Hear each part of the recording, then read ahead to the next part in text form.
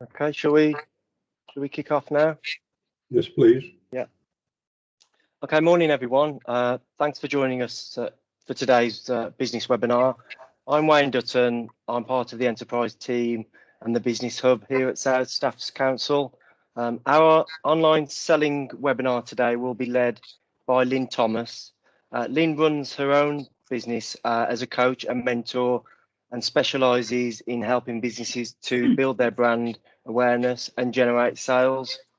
We're also joined today by Councillor Roger Lees, Deputy Leader for the Council and Cabinet Member for Planning and Regulatory Services. Throughout this session, do feel free to ask any questions using the Q&A facility, and Lynn will answer those as we go through. We will also stay on at the end for a few minutes in case there are any questions that you may have. Can I just ask that you do mute your mic throughout the session? I'll just now hand over to Councillor Lees to say a few words before we begin. Good morning, everyone. Thank you for joining our latest webinar on how to sell online successfully. Successfully being the optimum word. It's a very big subject, which I'm sure Lynn will cover most of it. But she'll also go over the problems that might arise from selling online, I'm sure. So thank you again for joining. And as Wayne has said, please ask your questions, and we're here to help. So come back to us, either if it's later, come back to us with the questions. Thank you. Over to you now, Lynn. Hello, thank you, Councillor Lees, and good morning, everyone, and thank you for joining us today. And as Councillor Lees just said, how to start selling online successfully, and we deliberately added that word in because anyone can sell online. I'm sure some of you have sold, odd things on eBay or what have you. It's not about that though, is it? It's about consistency. It's about having those sales coming through regularly so that your business is sustainable. And if you don't make enough sales, then obviously your business dwindles and then dies out, unfortunately. So I'm happy to answer any questions as we go along. If you have any, please just pop them in the meeting chat box and I will keep an eye on that and answer them. Please don't wait for me to take a breath because I don't. We've got a lot to cover, and so I'll just keep talking until somebody stops me. All right, so if you have a question or if something just comes into mind, please pop it in the chat box and I will answer it as we go along. Otherwise, if you wait till the end, you might have forgotten what you wanted to ask. And obviously this morning's all about getting the best value for you and learning as much as you can.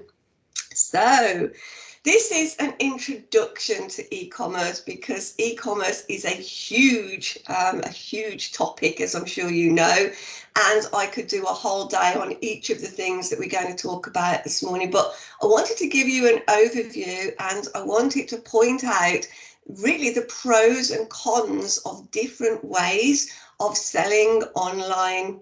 And I think to begin with, most people, when you think about e-commerce, you think about websites. I need a website, I've got to set up a shop.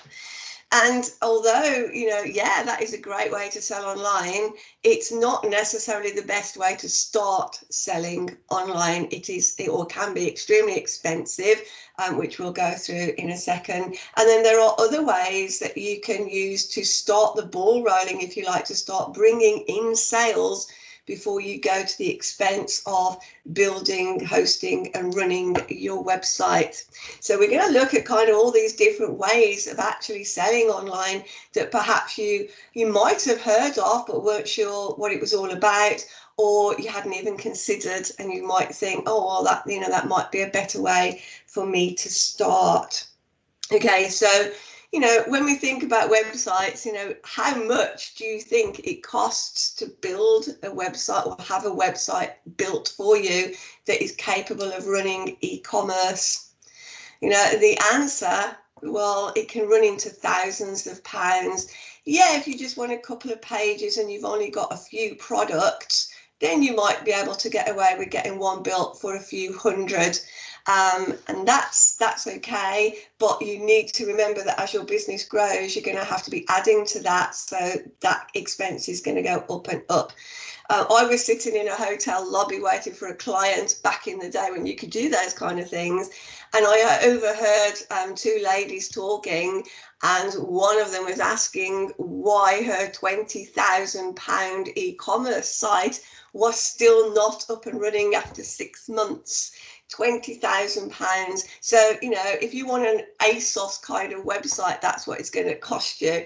If you just want a simple information website, then you probably get away with a few £100. If you want to add e-commerce onto it, then you're kind of looking at probably upwards of £800 even for a simple one. And you might think, well, that's okay, Lynn, because I don't need anyone to build it for me. I'm going to build mine with Wix and it's free.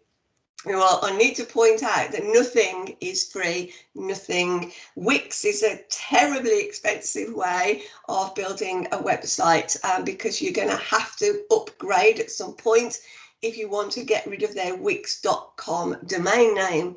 And as soon as you start upgrading from the free website, it's going to cost you a lot per month to run that site.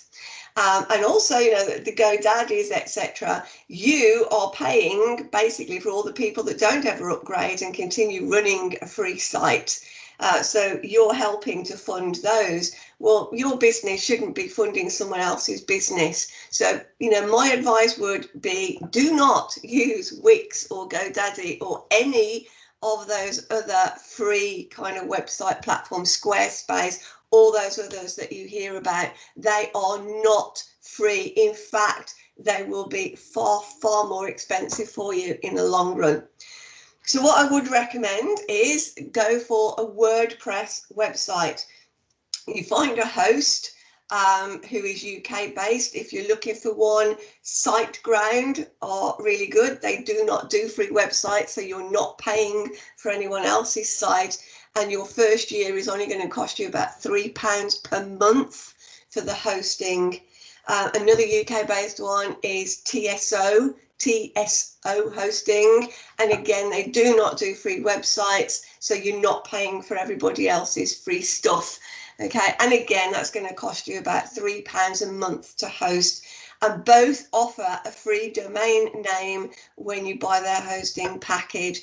So if you're just starting out and you haven't yet sort of thought about where you're getting your websites from, then do that. Okay, I would strongly recommend that if you are going to have an e-commerce website, I would strongly recommend that you get somebody to build it for you.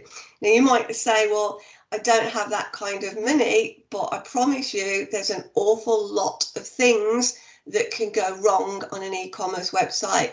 And, you know, if you have a problem where your customer cannot click the button, for example, and, you know, and cannot actually buy the product, then you're not going to sell anything. And if you don't know how to fix that problem, you've then got the problem of trying to find someone who is prepared to just go in and fix that problem for you. And they are very, very few and far between. You know, most website builders have maintenance packages, etc., added on, and they will only do that as part of a package. So you need to bear these things in mind. E-commerce sites go wrong. They go wrong all the time. So you need to remember this, and it's going to cost you far more money probably in the long run to get things put right, you know, all the things that go wrong, than it will to have somebody build it and manage it for you. Now, again, be careful that you don't get completely ripped off with this. If you're looking for somebody to build a website that has e-commerce capacity, that perhaps has less than 20 products on it, then you really shouldn't be paying any more than about £500 for the build, and then probably no more than £60 a month for full maintenance.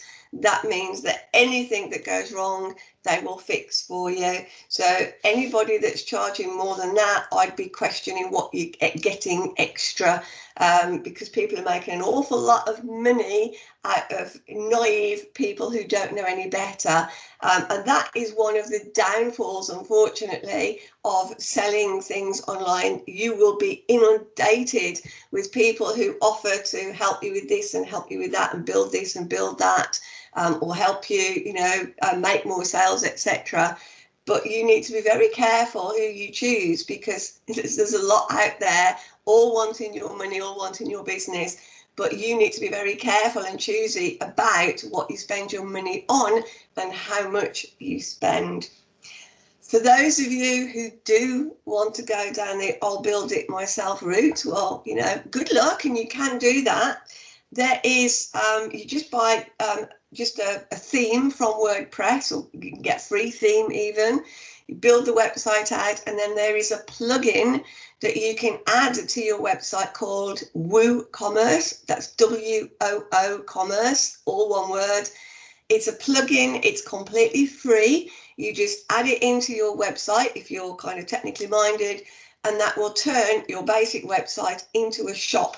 So it will give you all the functionality that you would expect from a proper shop site. Okay, so your baskets and your buy now buttons and your sale prices and your categories and all of that. It lets you add all of that in, and it costs nothing. So, you know, you can get a website for about £3 a month if you're technical and can build it out yourself, and then add the free WooCommerce to it.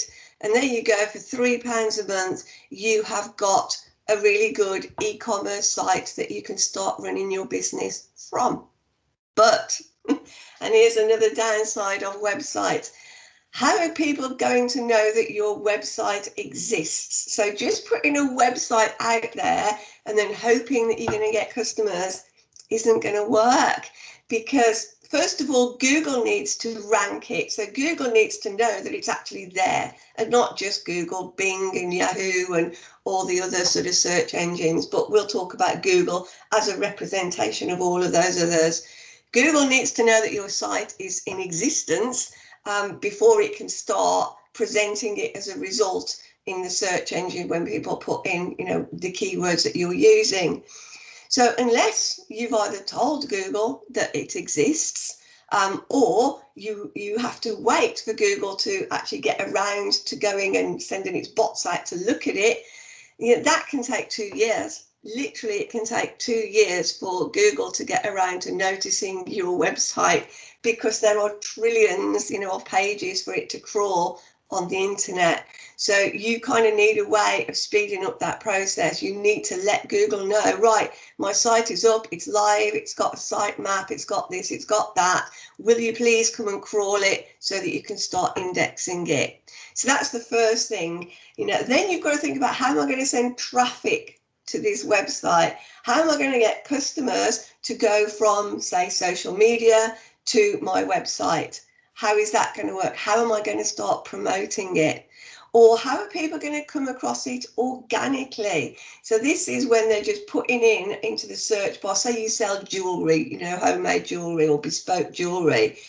If they put in something like homemade jewelry, Worcestershire or Staffordshire, you know, how are they going to find your website? What are you going to put into your website that means Google will show it as a result? So those keywords, homemade jewelry, Staffordshire, they are going to be key to your site, and for Google knowing what your site is about and who to show the results to. So there's an awful lot of work that needs to go into what we call search engine optimization. So that is so that people who are searching for your products or services can actually find them, that your site actually pops up in this, you know, as a result when they put those keywords into the search bar. So again, you know, websites take an awful lot of time. So not only are they expensive, you know, they can take an awful lot of time and effort as well, because again, you've got two choices there. You can either pay for somebody to do your SEO, which again isn't cheap by any stretch of the imagination, or you need to do the SEO yourself. And that literally takes hours and hours and hours and hours of work, getting all the keywords in all the right places on your site so that the search engines can figure out what the site is about, where it's based, what you sell, and then show it as a result to your customers when they look. So websites, great, but can be extremely expensive to set up, can be extremely expensive to maintain, and can be extremely expensive to get the SEO right. Just having a website for the sake of it isn't going to do your business any good at all. And I know that a lot of people, because of the GoDaddy adverts and the Squarespace adverts, they are kind of tempting you into, oh, you know, you put up a website and then all of a sudden your sales will grow exponentially. I'm sorry, it just does not work. I know the latest GoDaddy adverts with the pie shop, you know, as easy as pie. It is not as easy as pie. And every time I see these adverts, I wonder why they're allowed to actually be aired, because they are so misleading. You know, there is so much work that needs to be done once you've actually set up the website. So this isn't to put you off. This is just to make you aware, okay, of these problems. Over the last 10 years, I have sold both products and services online, and still do, I hasten to add, and still do every day. So I know, you know, I've already been there and done this and made all these terrible mistakes, and it's literally, I've wasted so much money on stuff that I just didn't need, or I bought at the wrong time, or I did in the wrong order. So I just want to make you aware, you know, that there are easier ways to sell online. You don't have to actually spend a fortune. In fact, you could start your business for free. So you don't have to pay a single penny, you know, to start selling your stuff online. Well, apart from obviously your PayPal fees, but we'll get to that in a little bit. All right, so that's websites.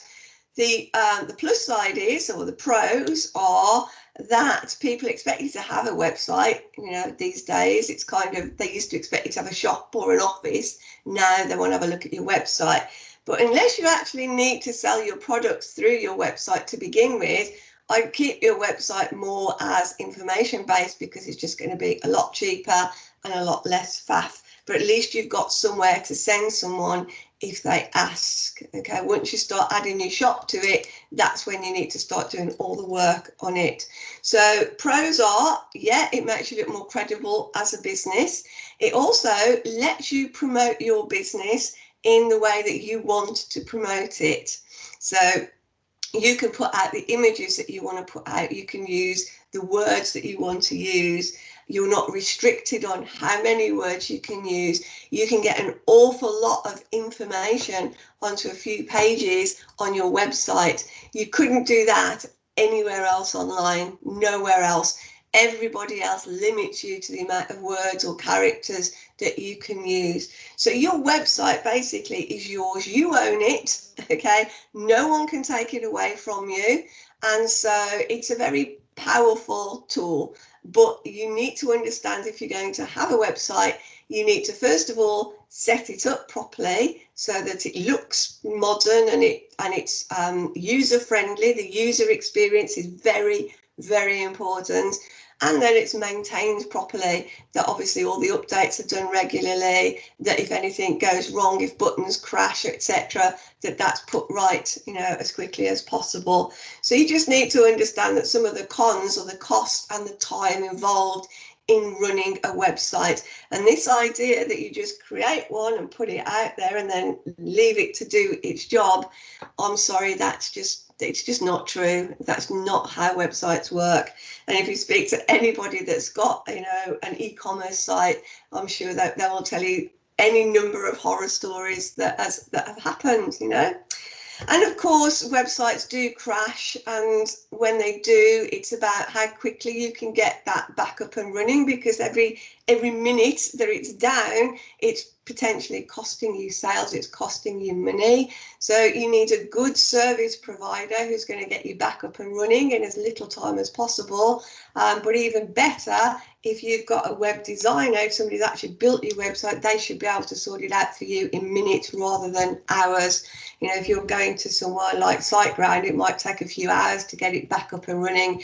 But your web designer, if they know code, they can usually sort it out within a few minutes. So again, you know, although there might be an initial cost involved, in the long run, it's probably going to be more cost effective, okay, to get somebody who knows what they're doing to do it for you.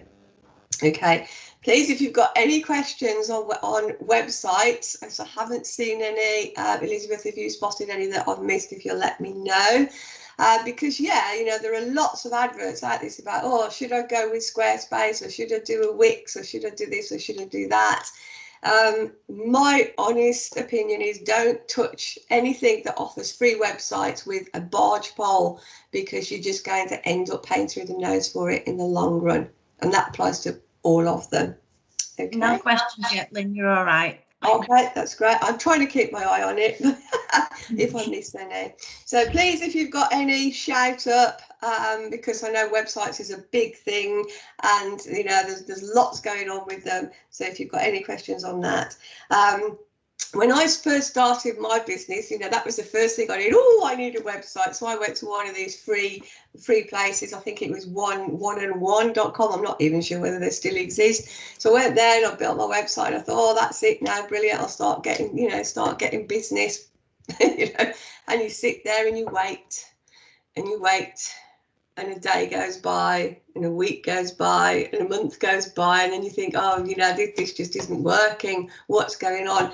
But that was because I didn't realise all the work that was involved in actually getting it indexed and getting the keywords in the right place, so that all the SEO was done properly.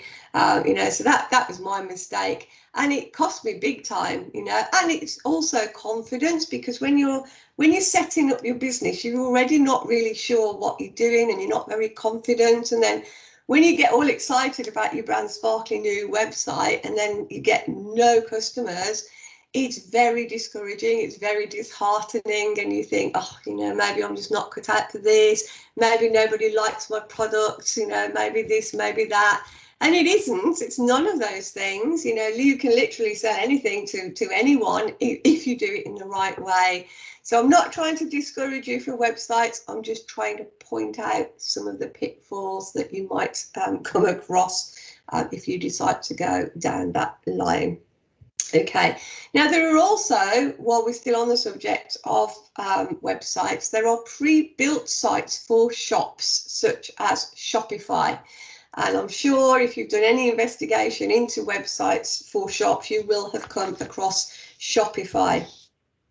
Now, these are absolutely excellent for small startups. They're really, really good. And I've worked with clients in the past, and we've literally got a whole shop built and ready and up and running by lunchtime, you know, so we've literally 4 hours, half a day, we can get a Shopify shop set up, you know, and actually open for business.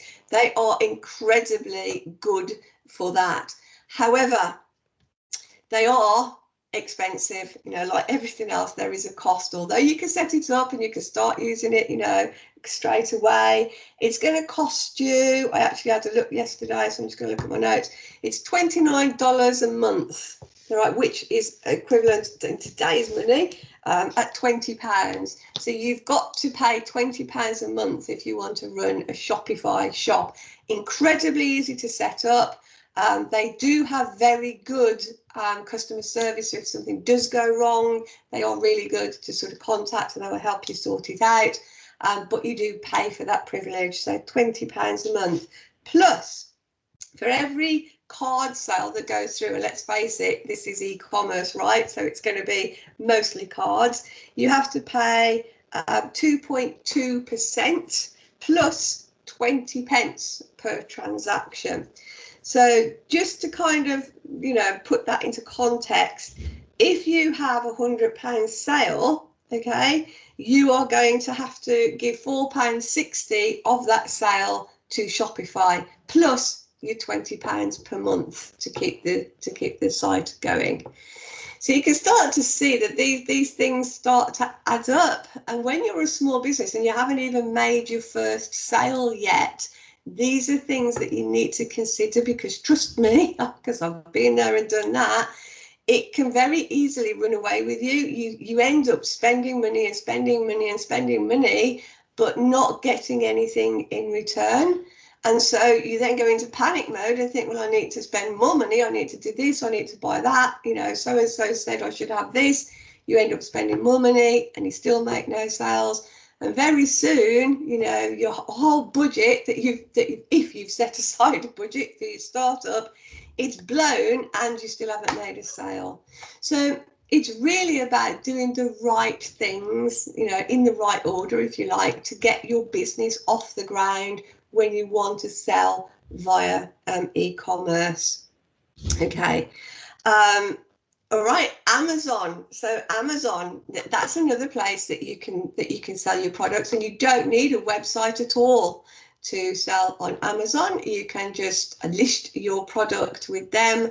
And the beauty with Amazon is that every single person that goes onto Amazon has their card in their hand, don't they? Because they've gone on there to buy something. So they are, you know, very, very, very warm, motivated buyers. So all you need to do is get your product or service in front of that person, and it's very easy to make a sale. I sell swimming goggles, and I used to buy them in from China, and then I used to repackage them and then sell them through Amazon. Not exactly as my own brand, but kind of as a unique sort of brand. But then I found out that, you know, the cost of actually getting them and then repackaging them and then sending them into the Amazon warehouses, and then the storage cost and the selling fees and everything else, it was just so expensive. So I decided that instead of selling my own goggles, I was just going to be an affiliate for somebody else's. So I set myself up an affiliate account with Amazon, and now I sell other people's goggles and I make just as much money. Okay, it's kind of a slightly different way of e-commerce. It's affiliate marketing, selling other people's products or services for a commission. Okay, I would recommend it, because then you don't have the problem of stock or, you know, customer service or anything. You know, it's absolutely brilliant. It's about as close to passive income as you're ever going to get. All right, but that's for another day.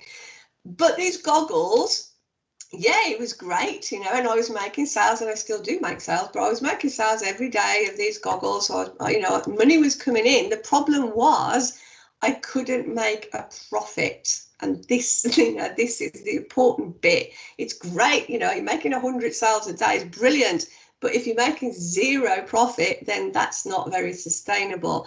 And the problem is with Amazon, although it is an excellent place to showcase your products, you know, to have your products on, it is very costly, because they do charge. You can, there's two ways that you can sell on Amazon. You can do it through Fulfilled by Amazon, where they basically take over the whole process. They package it, you know, they do all the customer service. You send your product into their warehouses, they repackage it, they store it for you. Then when an order comes through, they deliver it. And then if there's a problem, they do the customer service. It is brilliant, but it's expensive. And by the time you've paid that, you know, and then you've paid your seller fees, so the commission on each sale, which you have to pay, it really eats into your margin. Okay, so your profits aren't great. The other way of selling on Amazon is Fulfilled by Merchant, which is where the seller actually posts. So you sell your product on Amazon, but your product is actually in your home or in your own storage facility, and then you ship it out yourself to your customer. That is cheaper, but there is still cost involved, because then obviously you have to cost in your postage cost or your courier costs, your storage costs. So if you've got a lot of stock, you might need to, you know, hire storage facilities, etc. So there's no easy way around this. If you're going to sell on Amazon, then yeah, you'll make sales, but you might not make very much profit. As an absolute up-to-date example of this, one of my clients sells coffee, high-end coffee. The coffee that she sells also sells in Harrods, Fortnum & Mason, you know, that kind of price ticket. So she gets her coffee roasted, she then gets it all packaged and branded, so it's all her own brand, and then she sends it into Amazon, and then she does the Fulfilled by Amazon, where they take care of the whole thing. Now, she's been doing this now for 3 years, so she's very used to using Amazon. She knows the system, but she's finding that unless she's paying for advertising now on Amazon, she cannot get her product to page 1. And it's very much like Google. If your product doesn't end up on page 1 of Amazon, in the first page of the listings, it's not going to sell. And so, the cost of advertising is becoming more and more and more expensive. And again, that's chipping into the profits. And then she's paying her seller fees, her storage fees, her transaction fees, on top of the advertising fees as well. So she is really, really struggling, to make a profit selling on Amazon. What she has been able to do is build the brand awareness on Amazon. And now she's kind of updated her website so that it's the full e-commerce experience, so that the customers who've initially bought from Amazon can now go directly to the website and continue to, with the purchases.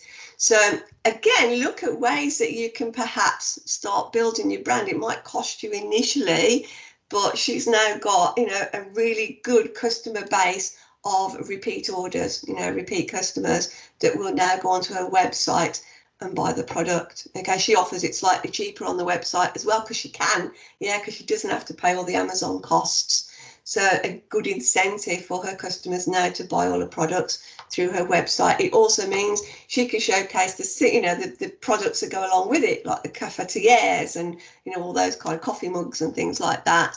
And people buy those as add-ons as well. So that's another thing, that you can consider, which is, I think, important, is thinking about where you're actually going to put your product. Am I just going to put it on my standalone website, and then how am I going to drive traffic from day one to my website? How is that going to happen? Am I going to pay for Google ads? Am I going to pay for Facebook ads? Am I just going to go out there and blast social media? How am I going to get the traffic to my website? Or are you going to put your product on a marketplace where you already know you will get sales from, because obviously people are on there looking for stuff? But then you've got to understand that you have got to get your product onto page 1 or at least page 2 if you hope to sell it on Amazon. So there are going to be some costs involved in that. I guess by now, and where are we? We're only about half an hour in, but I think you've already got the idea that selling online, where you thought it was going to be really easy and cheap to do, it isn't, and this is the sad fact. I think generally speaking, most people are kind of told, oh yeah, you have a free website and it's free this and it's free that and it's free something else. Nothing is free. It really isn't. And selling online is an expensive game. It just is. And you've got to either invest money, quite a lot of it, or time, quite a lot of it, and hopefully a little bit of both. There's got to be a bit of time and a bit of money spent on it if you want to sell successfully. And this was the key word, wasn't it? This is what this morning is all about, how you can sell successfully. But don't get too discouraged, because I'm going to go through a few other things, and then I'm going to tell you how you can actually sell your products for free online, okay, completely for free. So don't get too disheartened. Don't think, oh, I'm off. I've decided e-commerce isn't for me. All right, I just want to, as I said, point out the pros and the cons this morning. This isn't all about how wonderful it all is, because it is. I do all of my selling online. Literally, I sell my products and my services all online, and it's a great, it's a great way to earn a living. But you just have to understand that there are cons as well. All right. So hopefully I'm kind of giving you a bit of a more balanced view this morning. Okay, so then we look at things like Etsy, Gumtree, eBay, Facebook Marketplace, those kind of things. Again, they're similar to Amazon because they are marketplaces. They are places where people go to actually buy things.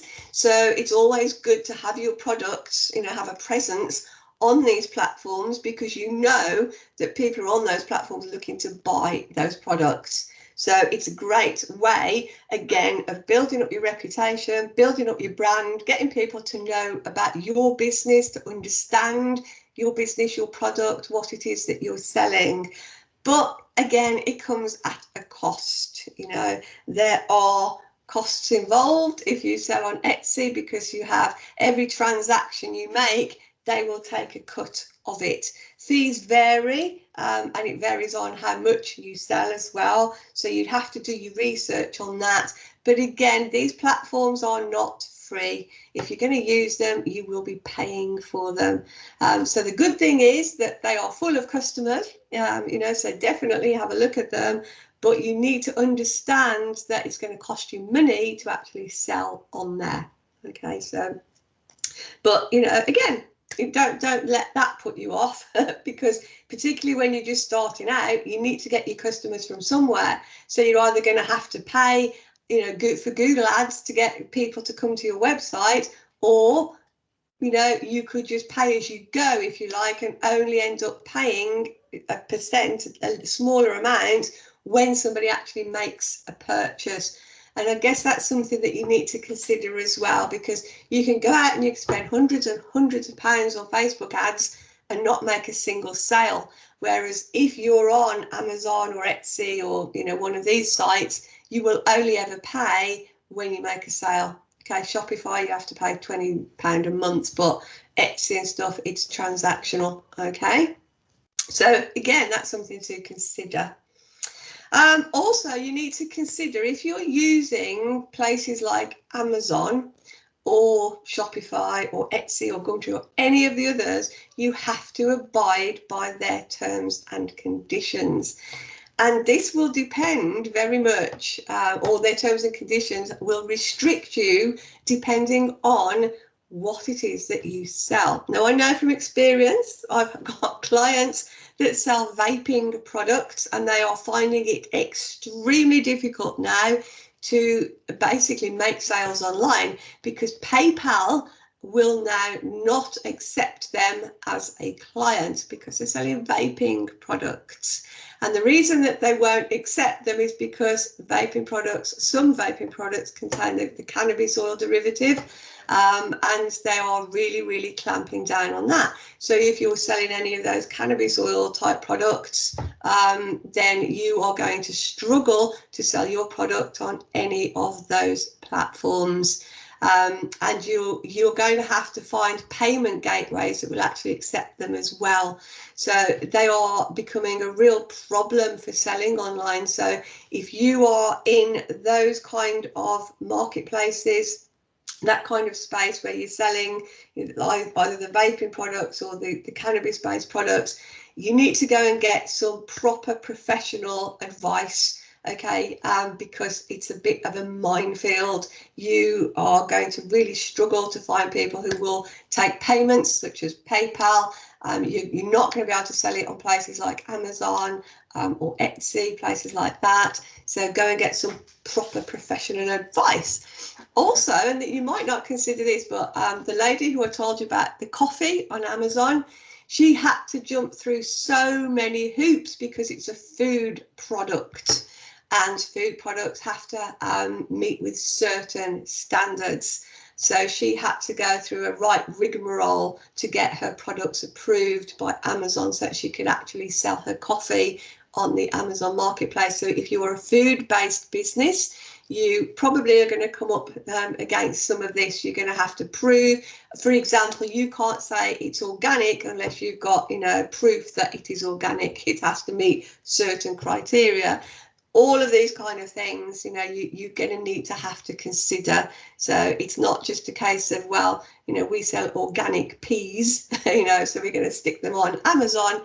It doesn't work like that. You know, you have to jump through all these hoops and actually prove and certificate and all the other things to show that your product is actually organic. So again, not as easy or straightforward as it might seem, but it's not impossible. You know, you just have to be prepared for these things. And again, a lot of people aren't, because you're told it's really quick and easy to do, right? But it isn't. So the kind of terms and conditions on these platforms, they can be quite restrictive. Not in terms of what you sell, not only in terms of what you sell, but also in how you can promote your product. So they can even restrict, for example, the images that you use. Facebook are renowned for they don't like too much flesh. So if you're selling bikinis, yeah, how are you going to sell a bikini without showing all that flesh? You're going to find it extremely difficult to sell those bikinis on Facebook Marketplace, for example, or you're going to have to show your bikinis with no bodies in them, basically. There are ways around these things, but I'm just trying to make a point, that you have to work within other people's terms and conditions, and you have to present and promote your business in a way that they are happy with, not necessarily how you are happy. So that's another thing you need to consider. Are you happy to be that restricted, or would you rather just put your bikinis on models on your website and sell them that way? Okay, so again, something to think about. Not that easy, is it? Right, so I said I was going to get to the good bit where it's not going to cost you a fortune and it's not going to be a complete and utter minefield. There are better free ways to test your business or to get proof of concept. And this is another thing, I've met so many small business owners. They only come to me, unfortunately, they only come to me about 2 years into their business where it's not going as well as they expected. In fact, it's going pretty awful and they're about to kind of give it all up as a bad job. And then we'll talk about, well, what is your product, and did you actually get proof of concept? Did you actually try selling your product before you built your website and spent all that money on Facebook ads? And they go, well, yeah, because, we've sent it out to like loads of friends and we got some really good feedback. I'm like, okay, yeah, right. Well, honestly, what do you expect? What are your friends going to do? They're going to tell you that it was rubbish. I doubt it. Well, a good friend, I suppose, would, but they tend not to, don't they? They'll try it and go, yeah, that was great. But when you actually try it out with your real customers, that's a whole different matter. And this, again, is something that small business owners who are going into e-commerce, they don't think about. And another example of that is I had a client who wanted to sell Indian dolls. So Indian dolls for Indian children. So they had the saris and, all the jewelry. Absolutely beautiful these dolls were. However, because it cost so much money to have them manufactured, because they're actually manufactured in India, and then obviously they were bought over here, so there was the import costs involved, and then these beautiful saris cost money to make, to put on the dolls and all the jewelry, etc. So the dolls, they're selling it kind of, to make a profit. When we actually costed it all out, to make a profit, she had to sell those dolls at a minimum of £35.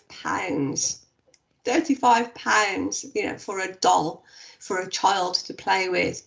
And obviously this was prohibitive, it was cost prohibitive because people didn't want to pay that much. Now, what she'd done, she'd researched this, she put a lot of time and effort into going out and talking to her Indian families about what their children would like, and these are male dolls as well as, female dolls, just to be clear. But she went out and talked to them and said, okay, what would your kids like to see in their dolls? So she got loads and loads of feedback. But the problem was, that's as far as she got, oh, well, these women, they're going to buy these dolls because this is what they said their children want. But then what she didn't consider is how much it was going to cost to produce them. So the end product was going to kind of be almost, it had outpriced itself, if she wanted to make a profit.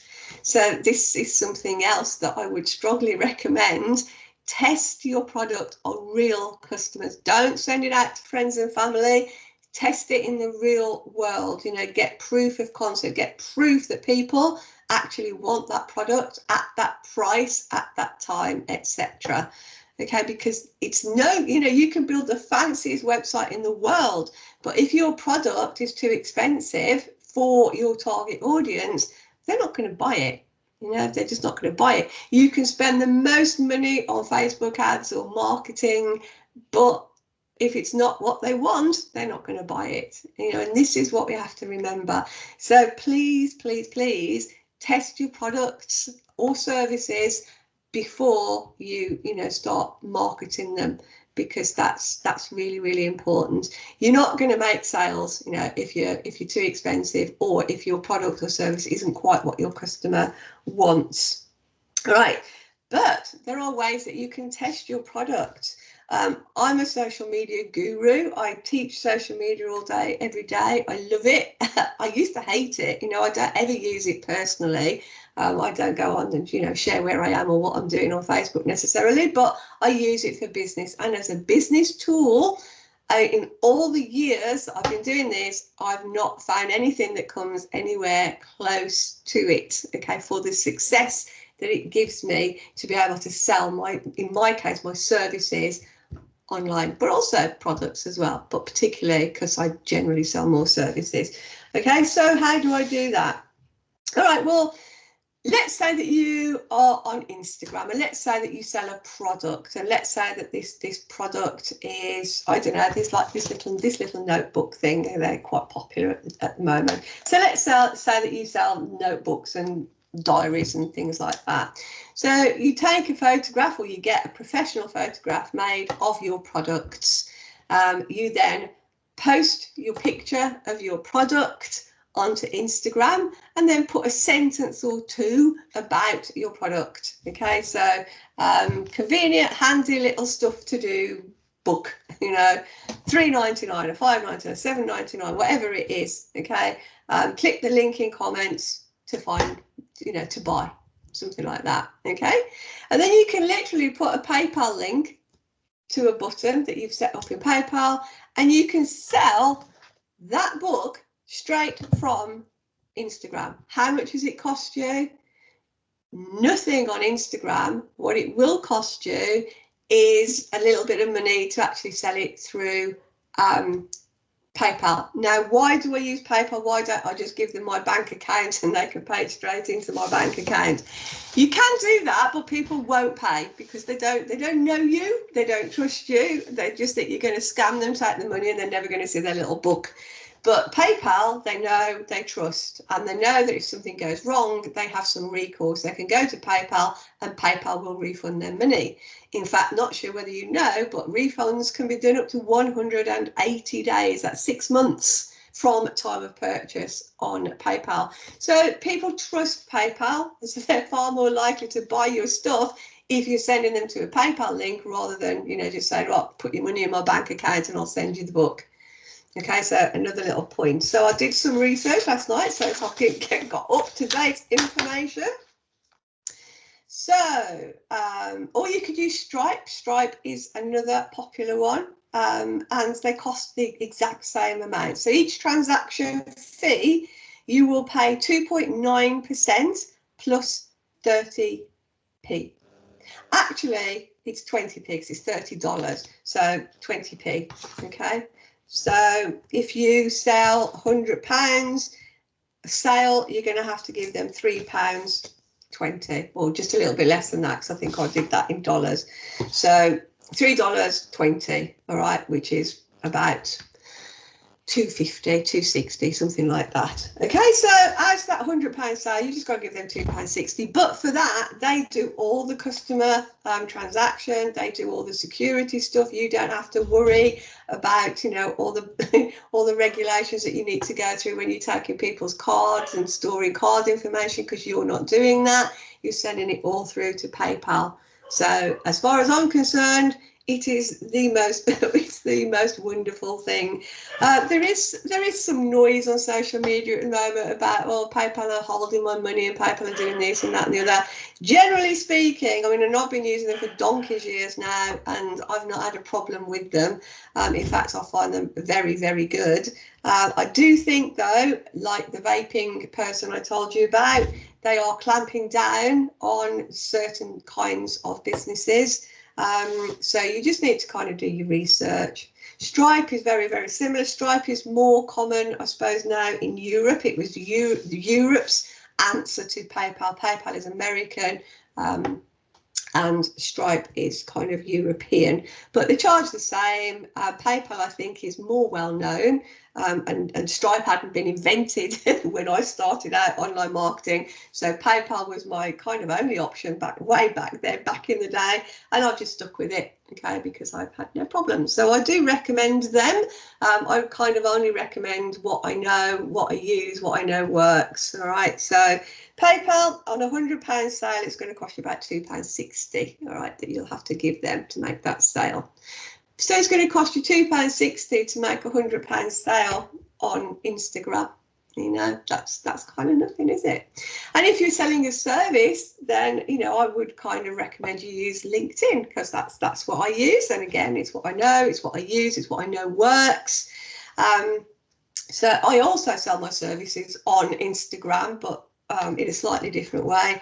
But on LinkedIn, I basically go out, I introduce myself, I tell stories about myself, I let people know what I do, how I started, why I started, the background of my business, who I help, how I help them, the results that I've got. I share kind of, my social proof, so any testimonials, recommendations, things like that.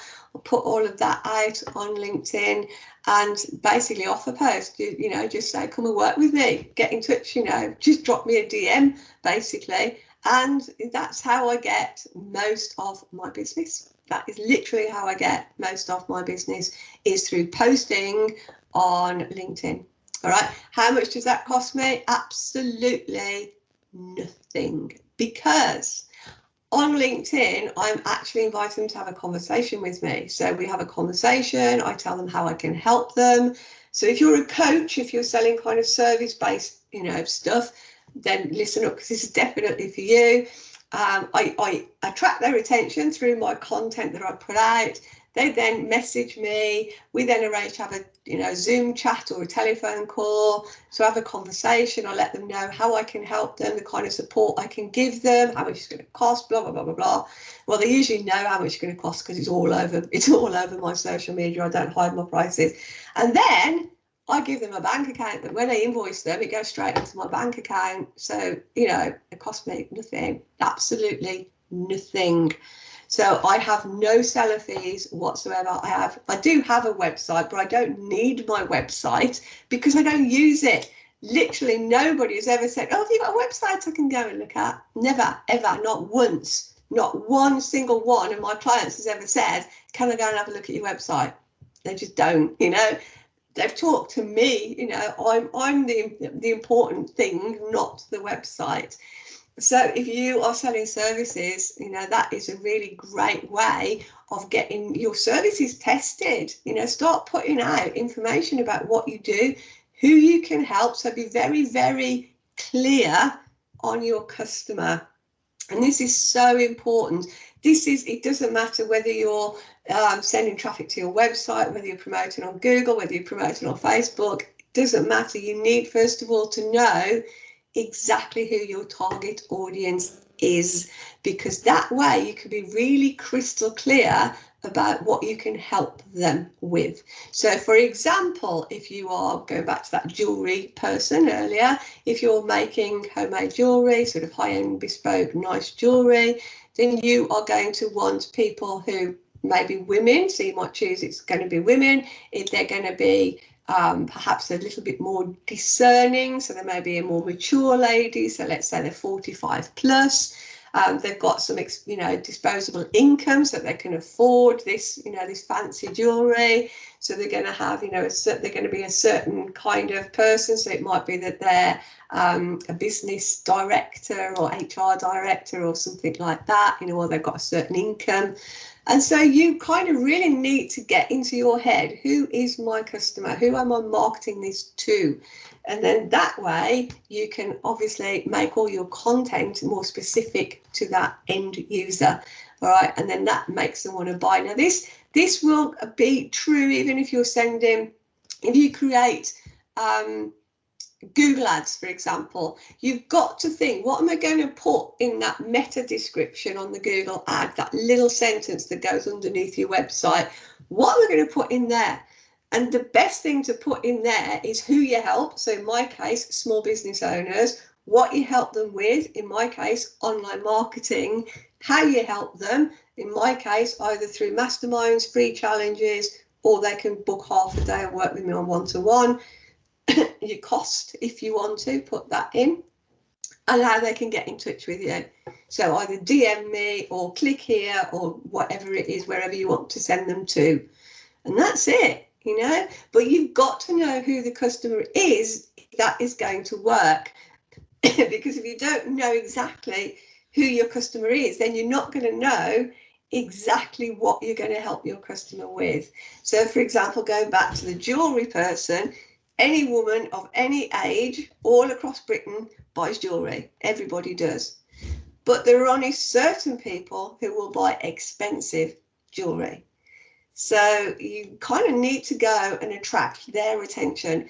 If you try and generalize it, if you try and attract the attention of everybody, you're going to attract the attention of no one. And so you're not going to make as many sales. So you really need to kind of have this really good idea of who your customer is. If you're selling services, if you're a coach, let's say you're a life coach, and a life coach can help people with, well, anything to do with their life, basically. But if you specialize, if you say, right, well, I can help you with parenting issues, or I can help you through the grieving process, or I can help you with newborn babies. Yeah. If you really, really target an individual group of people, then obviously you can speak directly to them about problems that they have. So the newborn baby person is going to have newborn baby problems. You know, can't get them to sleep at night, can't get them to stop crying. You know, how do I deal with colic? All those kind of things. Somebody who's going through the grieving process, however, they're going to have completely different needs, aren't they? How can you make me feel better? How do I get through this? How can I cope? What about my finances? You know, all of those things. So that's what you talk to them about. So if you choose one kind of group of people to be a life coach for, then you're going to be a much more successful life coach. And it's just as simple as that. It's a bit difficult to get your head around to begin with, because you automatically think, yeah, but that means I'm excluding all those other people. And yeah, you know, to a point you are, because those other people aren't your ideal customers. All right, you need to pick one. And you know, my marketing is predominantly aimed at women. You know, all my stuff is kind of pink and it's got me on it, and you know, it's very kind of feminine. It's aimed at female business owners, I guess. But does that mean that men don't work with me? You know, no, I've had loads of men contact me on LinkedIn and say, oh, you know, yeah, you help with social media. Can you help sort mine out? It doesn't, you know. All I'm doing, because a man has the exact same issues as a woman in terms of social media, but I've just decided that my ideal client is a woman, you know, and so that's who I'm marketing to. But because my messaging is so clear, it helps me get my clients. All right. So I'm telling you that because that is a really, really crucial bit of making sales through e-commerce. Because it's all done behind the screen, people don't know you. They can't walk into your shop or walk into your office and have a chat with you, you know. So there's a lot of mistrust, you know, around online stuff because of all the scams and stuff that have happened. So people are very cautious. They kind of want to know a little bit more about you than perhaps they would otherwise. And so marketing, you know, is absolutely crucial. Letting people to get to know you, the person behind the business, your values, your beliefs, you know, how you run your business, why you run your business, who you're trying to help, why you're trying to help them, how you're going to help them, what problem are you going to solve for them, or how is your product going to benefit them. You know, all of that is going to help with your initial outcome.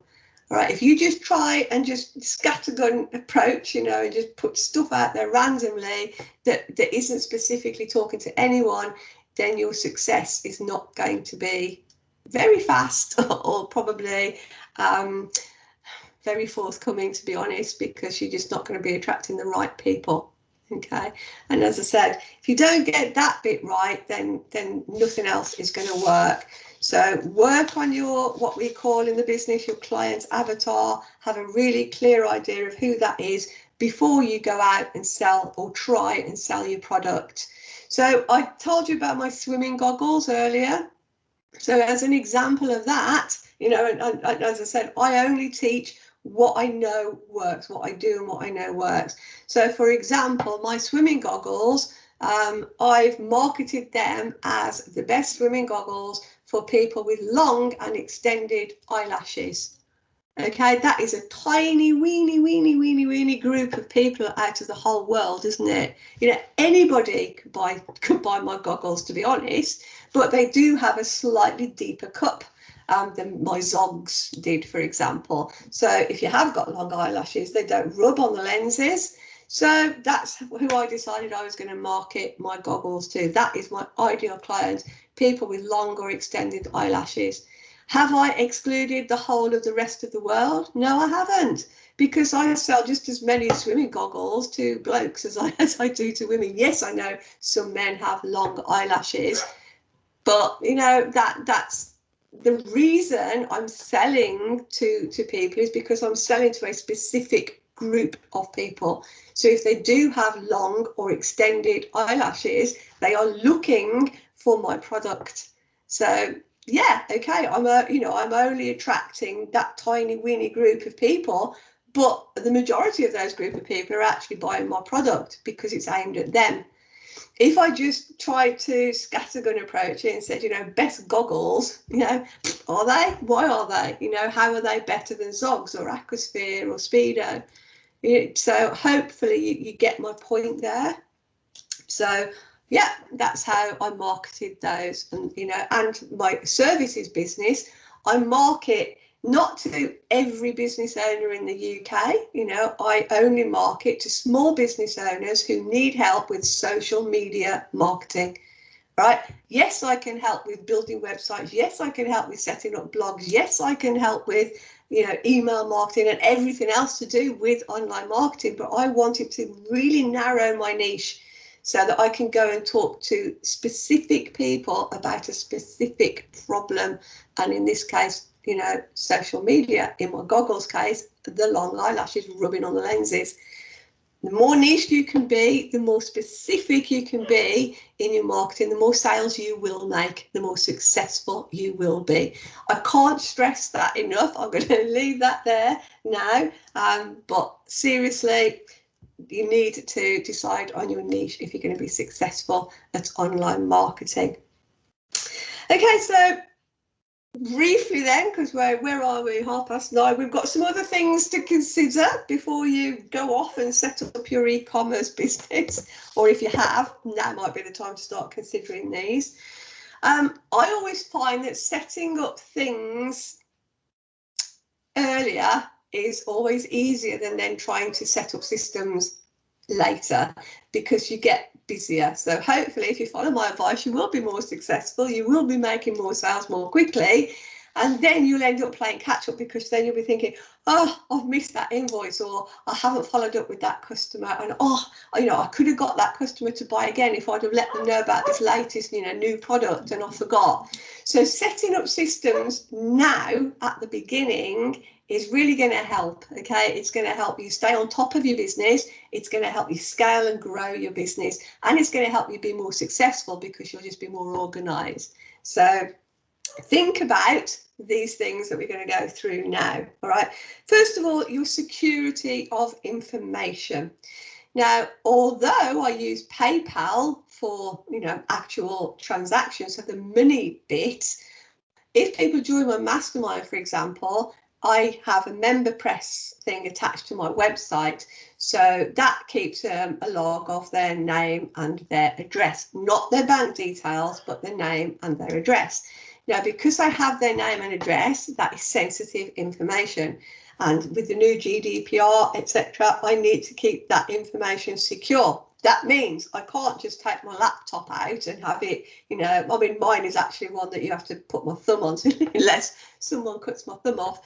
This is a rare chance of getting into it, but I shouldn't be leaving my laptop unattended, for example, because if anybody did get into it, they can access that information. So you need to consider how you are keeping your customers' information. Let's say you're a flower shop and somebody rings up and says, oh, can we have some flowers delivered to, XYZ? Yeah, here's my telephone number. So you've now got their name, their address and their telephone number, and you scribble it down on a little pad, okay, and you leave it on the counter while you go off and prepare their flowers.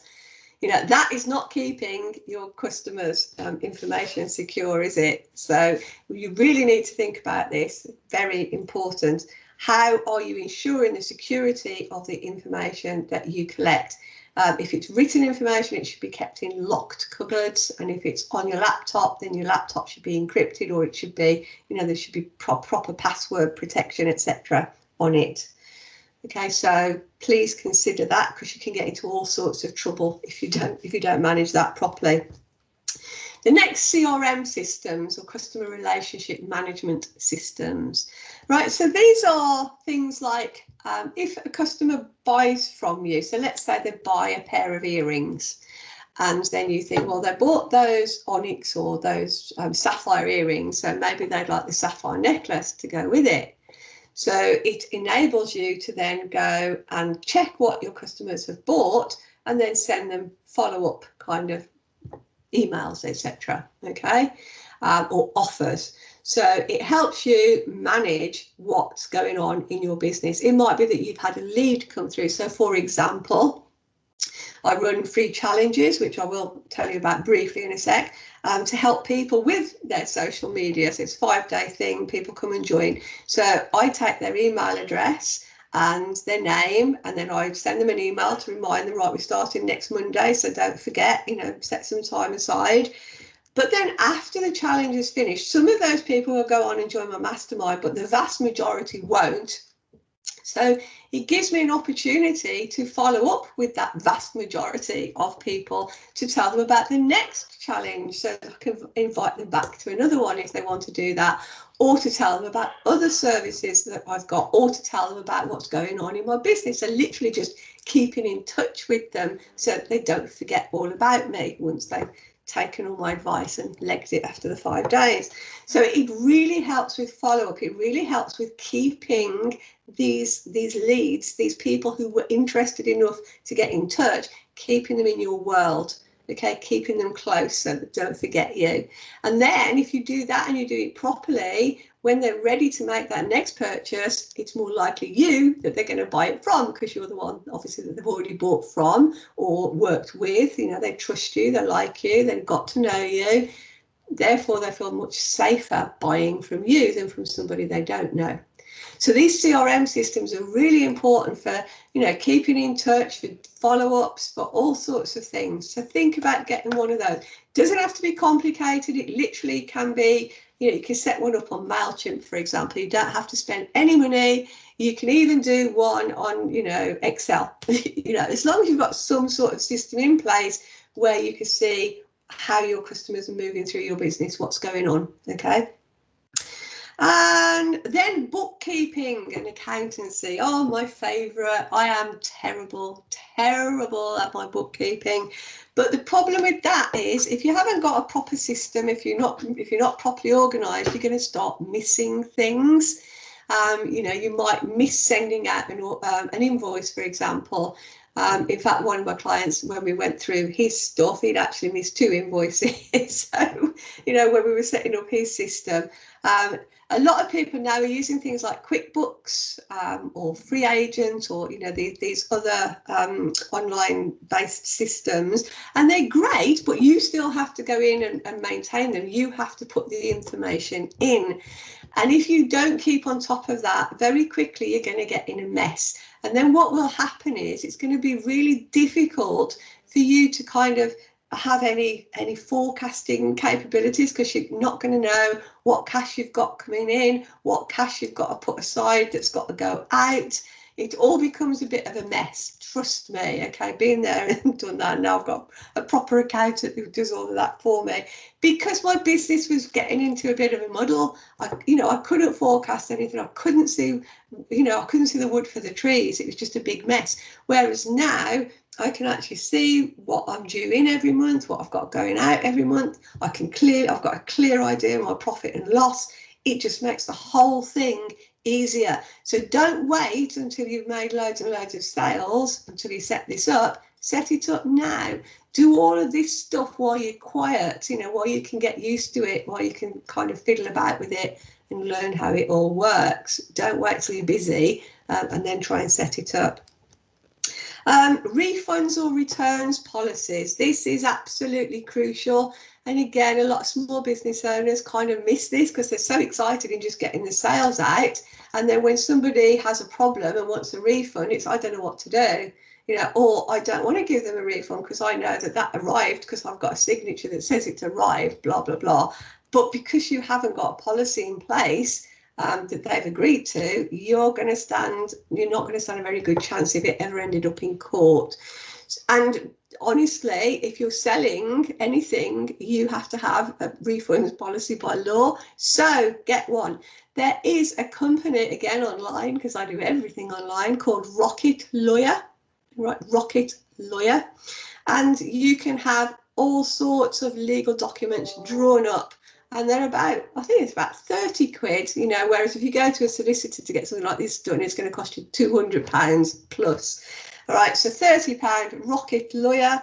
You put in your details and then it produces you a proper legally binding document. So go and have a look at that for your refunds or returns policy. Also, if you're having a website, just touching back to websites, so while we're on these policy things, you're going to need a privacy policy, okay? It's a requirement, a legal requirement now that you have a privacy policy on your website. Rocket Lawyer will do that for you as well. And also, you're going to need a cookie consent, and you can get that from a free plugin. All right, so your plugins, particularly if you've got a WordPress site, you can get a cookie consent plugin that's completely GDPR compliant, etc. All right, so just make sure that you've got all your legal stuff set up. Again, don't wait until it becomes a problem and then have to find a solution. Set this up now so that everybody has got a clear idea of what's going on and what's expected and what you will do and what you won't do. Okay, so it should all be in your policies. And then I suppose finally, and probably most importantly, is how are you going to market your business? And I suppose this is kind of one of my favourite topics because this is kind of what I do. But marketing is the one thing that small business owners forget about because, well, not maybe forget about, but they don't know how to do it. They haven't got a marketing degree. They don't understand marketing. They don't often understand social media or what all that's about. And they've got no clue about Google ads or Facebook ads. So how do you market your business and why is it so important? So first of all, marketing is going to be important for e-commerce because you have got to build that brand awareness. As I mentioned earlier, people are very skeptical about buying things online because they never know whether you're genuine or whether you're actually in this country or whether you're scamming them from abroad somewhere. They don't know your history. They've never met you. So, to be honest, and I don't know whether you are aware of this, but your conversion rate from e-commerce is about 2%. So for every person that comes into your world that perhaps clicks on your product to go and have a look, 2% of those people will actually become customers first time around. That's tiny, 2 out of every 100, tiny, weeny. And that is because of this skepticism. So it's important that you build your brand awareness, that you let people get to know you, that you share stuff with them, that they can actually see your face, give them an opportunity to talk to you, maybe do a live stream in your, on your Facebook page, or do a video on LinkedIn and then encourage people to get in touch with you. Help people know that you are a real person. And I know that sounds silly, but think about it from your own perspective as a customer. If you're about to part with money, and particularly if you're more high-end kind of, if you're spending £3.99, then perhaps you'll take a bit more risk. But if you're spending a couple of £100, you're going to want to know that couple of £100 you're going to get the product or service. So it's helping to build that trust. It's helping people know that you are a real person, that you are genuine, that you are open to have a chat, you want to get to know people. And this will help build that, as we call, know, like and trust factor. And people buy from people, and they buy from people that they know or that they like or that they trust, and particularly online. So with e-commerce, that is so important. So your marketing will help with that process. It will help people understand your product, what goes into it, where the ingredients come from, your values as a business, why it's got to be sustainable, etc. All right, or if you're a service provider, why you provide this service, what got you into it, why are you so passionate about it. Just putting some humanity behind the business. Okay, so it's building your brand, if you like, so helping people get to know you, get to know your business, get to understand your product or your service. Also, when you're marketing, don't ever sell the product or the service, because it doesn't work. All right, so let me give you an example of that. Who's ever bought a hammer just because they want a hammer because it looks good hanging up in the garage? No one buys a hammer because they want a hammer. They buy a hammer because they're trying to knock a nail into something. All right, so they are buying the solution to their problem. And that literally applies to everything. Okay, I didn't buy this cup because I fancied the look of it. I bought it to hold my tea. I didn't buy this phone because I liked, the look of it. I bought it because I wanted to send emails and make phone calls and send text messages and keep in touch with my clients and my friends and my family.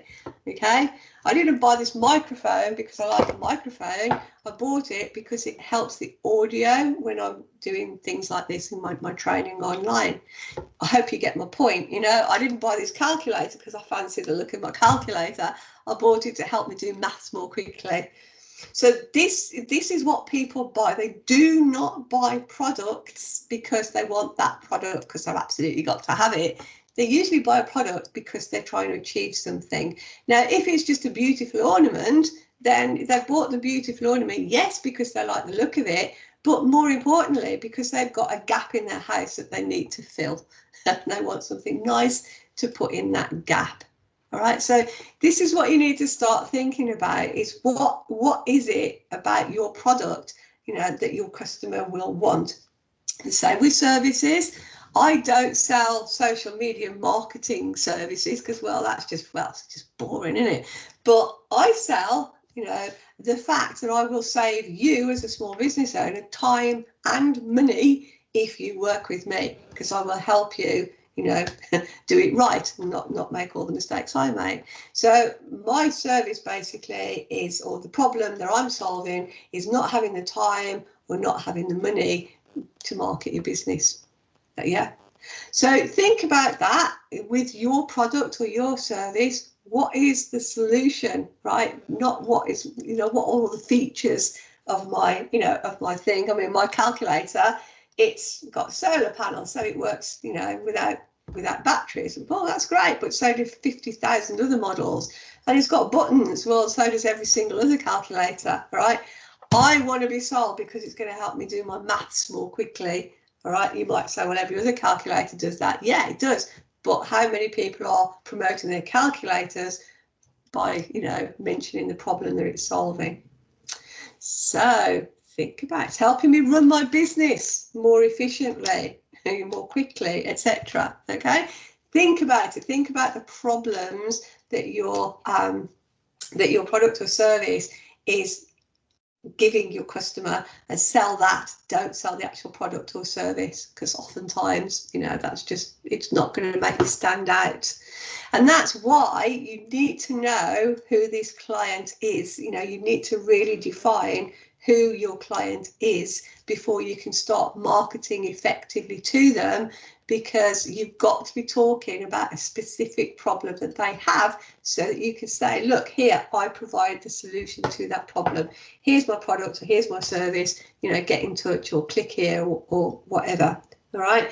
So marketing your business is really the only way that you're going to get leads. All right, leads being people who are interested. It's starting to build interest, curiosity, excitement for your product or service. It's getting people to click on your link through to your website so they can learn more about you, or it's getting them to click on a link that takes them through to, say, you know, a landing page like for my challenge, or it's getting them to click on that PayPal link that then they can buy those pair of earrings or whatever. All right, it's the marketing. It's the marketing that does that. If you don't do marketing, then you're not going to have a business for very long. Yes, you can rely on word of mouth for a certain, for a certain period of time, but at the end of the day, you need to keep bringing fresh leads, fresh people into your world who might be interested in what you have to say and sell. And the more you can do that, the easier it's going to be to sell to them. Because once you've decided who that ideal customer is, you can then go out, find them on social media, get them to follow you, then put out your content that speaks to them about their problem, how you are going to solve it for them, or how your product is going to benefit them. Click here, sale. All right, that is probably a little oversimplified, but that's pretty much how it works. Conversion rates very low, I've already said, but you can certainly help to push those up to 5, 6, 7, 10% even by putting that extra bit of effort into your marketing, because that is what's really going to make the difference for you. Right, okay, we have 3 minutes left. I told you I didn't draw breath. So anyone got any questions, or if Wayne, you'd like to jump back in? Can't see any questions on here. No, we haven't had any questions. Anybody's having problems with the chat. Okay. Off mute and ask. Yes. I'm happy with that. But yeah, can't see any questions. All right, so if anybody has one and they want to unmute and ask, then I'm quite happy to answer, because we did say we'd be here for a few minutes after anyway, didn't we? Yeah, we will stay on for a few minutes if there are any questions, if you want to come on, or if you want to post them in the chat. But I'd just like to say thanks, Lynn, for providing such a detailed and it's a bit scary, wasn't it? Well, it feels like such a minefield, but so those practical tips and advice for making e-commerce so effective and at low cost, or as you said, at no cost in some cases. So we do hope everyone found that useful today. What we will do, we will post it on our YouTube channel too, so we'll put the link on our website, and we'll put the link on our social media. So if anyone wants to go and watch it back, if there's a particular element that they want to go back and gen up on, and then we will post that out. I will just briefly mention another offer that we have actually. We've teamed up with the Federation of Small Businesses and the County Council to offer free 12-month membership. So if anyone's interested in that, it comes with lots of benefits. And as I say, it's free for 12 months. There's information about that on the council website too, so you can find out about the eligibility on that and how to make contact with us to apply for that too. But as I say, thanks everyone for joining us. We will hang around for a couple of minutes and let Lynn catch her breath from this morning, but really interesting session. Thanks a lot, Lynn.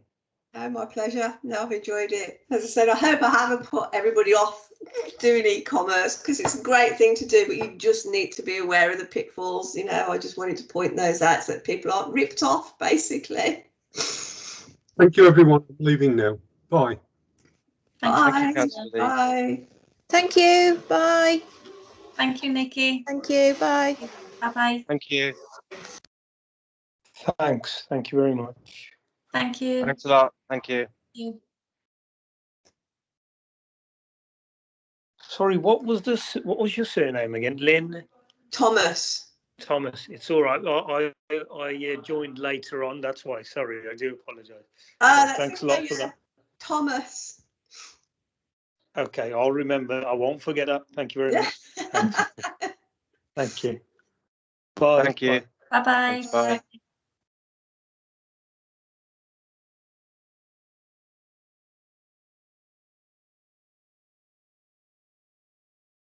I think that's it. I think they've all left. Okay.